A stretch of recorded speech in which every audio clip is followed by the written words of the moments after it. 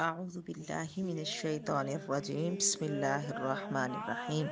زکوٰۃ اسلام کا ضروری رکن ہے جو ہر مسلمان مرد، عورت، عاقل، بالغ، صاحب نصاب پر فرض ہے۔ اس کی فرضیت کتاب اللہ سے ثابت ہے۔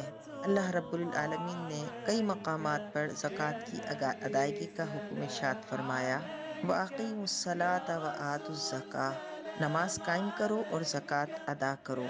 اور اسی طرح زکوٰۃ کی ادائیگی پر فلاح کا پیام سنایا کہ رب العزت ارشاد فرماتا ہے وَالَّذِينَ هُمْ لِلزَّکَاةِ فَاعِلُونَ، اور فلاح پاتے ہیں وہ جو زکوٰۃ ادا کرتے ہیں۔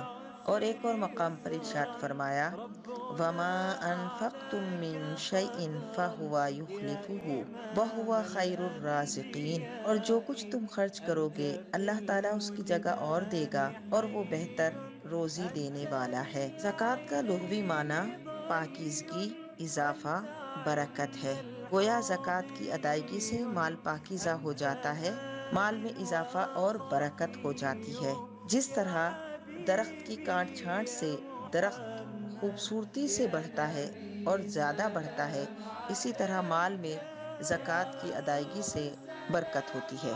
شریعت میں زکوٰۃ کا معنی مال کے مخصوص حصے کا کسی مستحق کو، جو اس مال کا مستحق ہو، اس کو مالک بنا دینا ہے۔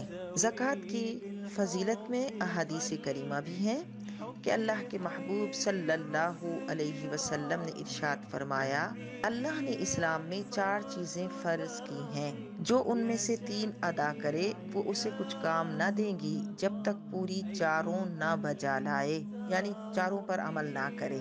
نماز، زکوٰۃ، روزہ رمضان اور حج بیت اللہ۔ اللہ کے نبی صلی اللہ علیہ وسلم نے ارشاد فرمایا قسم ہے اس کی جس کے ہاتھ میں میری جان ہے، اس کو 3 بار ارشاد فرمایا۔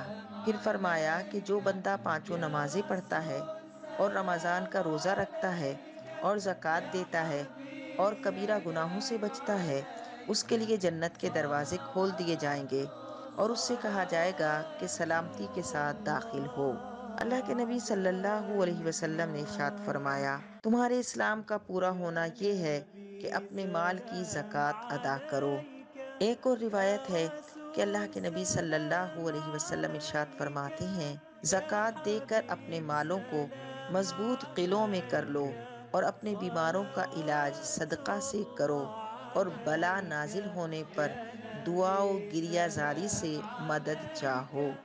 اسی طرح طبرانی کی روایت ہے جو حضرت جابر رضی اللہ تعالیٰ عنہ سے مروی ہے کہ اللہ کے نبی صلی اللہ علیہ وسلم ارشاد فرماتے ہیں جس نے اپنے مال کی زکوٰۃ ادا کر دی بے شک اللہ نے اس سے شر دور فرما دیا۔